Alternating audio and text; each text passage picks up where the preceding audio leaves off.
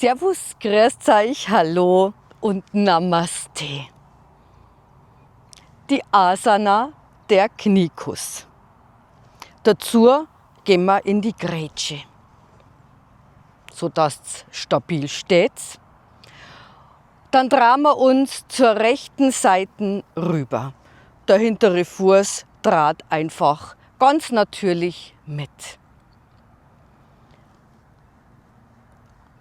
Aus der Taille raus beugen wir uns nach unten. Mund Richtung Knie. Kann ein bisschen wackelig werden. Da könnt ihr die Hände aufstützen, wenn ihr wollt.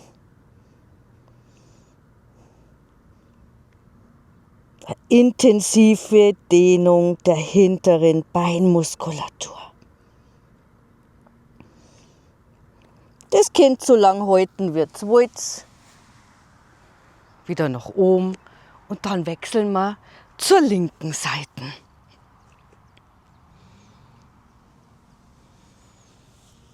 Sie wieder mit langem Rücken nach unten beugen. Kniekuss zum linken Knie. Versucht einmal, ob ihr es auch küssen könnt. Euer Knie.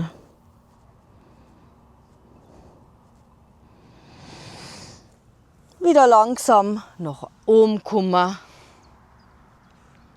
Der Kniekuss. Servus, pfiat euch, tschüss und Namaste.